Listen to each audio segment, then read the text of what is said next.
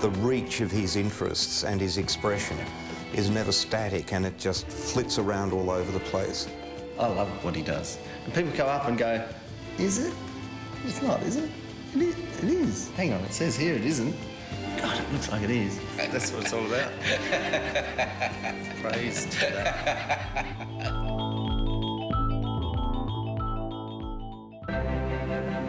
Hany Armanious is going to represent Australia at the Venice Biennale. I think he is one of the most interesting artists working in Australia today and has been for the last decade. My work is fairly simple and reductive, but in a lot of ways it's also quite complicated and it needs time. So something that's seemingly fairly straightforward and self-explanatory actually is full of riddles. This sculpture is a carving of an anvil in polystyrene. The obvious thing with an anvil is that it's heavy, and the polystyrene makes it look quite light. And it's the classic anvil that the coyote would drop on the Roadrunner, but it's been recast in resin, so it's no longer light, it's really quite heavy. So it actually reminded me of an ironing table, and that's why I cast this iron in pewter. And the iron is really trying to figure out this point, somehow trying to get to the end of this point. And it's this problem. The work is called figure eight, and figure eight is the infinity sign, and it's where one idea follows and just keeps going and spiralling around and continually following its tail. Inconclusive, but entertaining. There are a series of approaches that I take, primarily employing casting techniques to reproduce works, and often they're reproduced from discarded or poor materials. For a long time I did use ready-made objects and found objects as the sculptures, and somewhere that wasn't working for me anymore. I think by going to the effort of redescribing it, a whole new quality is brought to the object, so the approximation of the thing tends to be a lot more evocative than the real thing. Chipboard is another material often that's hidden, it's laminated, it's fake, it's cheap, but in a way, by celebrating it and exposing it, I try and reveal its beauty by painstakingly trying to reproduce every detail of it. So through the very act of reproduction, everything becomes precious. So this really was probably my starting point for a lot of the work in the show. It's a box that I constructed out of masonite sheets. Because it was so flimsy, the box was just staying together as I poured my silicon mould over it. And in fact, the weight of the silicon started to crush the box, which created this really beautiful intrusion here. And I just managed to get the silicon to set before the box had crushed. This piece plays with the idea of the plinth that's constructed to support another object, whereas in this instance, the support is the actual sculpture. This stack of tables is actually cast in bronze, and the flats of the tabletops are masonite sheets, again reproduced in bronze. It was a structure that I wanted to construct as a type of a display unit. The actual contents of the display unit started becoming quite irrelevant, and it was the actual unit itself that was more interesting, and in the end I actually withdrew the objects from it and kept just one. It's a paper crown that kids get from Burger King. I had a jeweller reproduce for me using gold-plated silver and semi-precious stones. Although it's been made really beautifully, it still looks like a really cheap thing that might cost you $2 that comes out of a paper bonbon, which is the desired effect.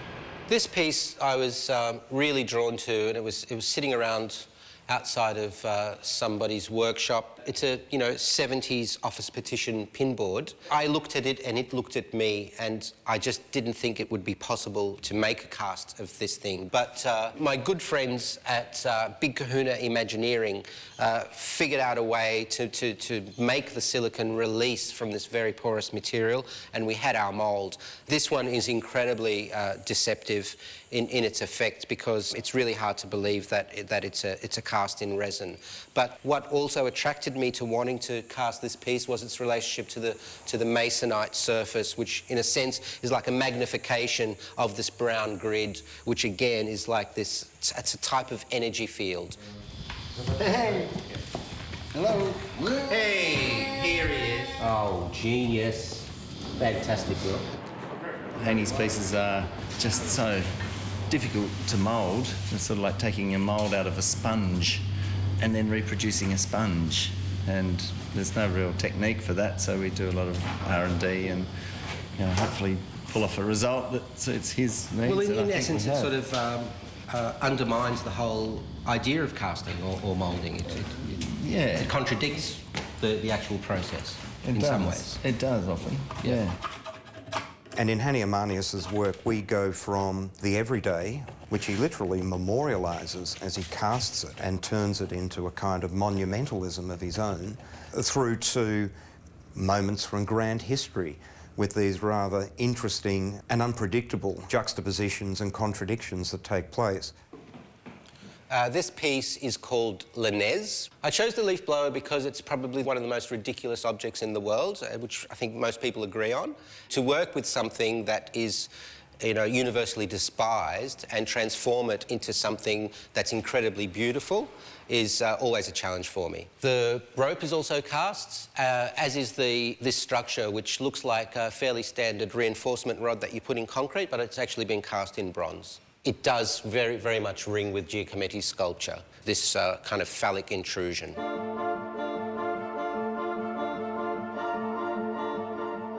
This work is a figurative work, which is a depiction of an African witch doctor. Each basket had moulds individually made, and then we had to pour the resin into each mould to try and replicate the colour of each basket, including this Chinese herb pot, which was also moulded and then cast. Then the piece was assembled into this figurative personage who is looking down on this object, which is also cast in resin, a copy from a stand and an IKEA table that I found. So I've got a maquette of the sculpture that hopefully will be included as the final piece. Yep. Which is based on this Picasso head, but it's carved in, it's a much larger piece, it's about 1 metre tall. Yep. I think the reason Hany will look really good in the pavilion is that, firstly, in his own idiosyncratic way, he's an astonishingly good artist. We need to remember that Venice is very much the result of a process of thinking about the things that we value in Australian art. In doing that, you see an artist that truly speaks with an international voice, but is not afraid to deal with quirks and vernacular of everyday and daily living. But in Venice, sometimes it's the only place where people will encounter contemporary Australian art. So it's really important that we put our best foot forward. I don't think anybody, sort of general public, will notice that anything has happened culturally here by me being in Venice. But in a smaller art world context, some may notice that something has happened, some work has been made, and hopefully a new card has been brought to the table as an offering from Australia. I just have to keep an eye on things and make sure they pick up the right pieces and not some studio detritus.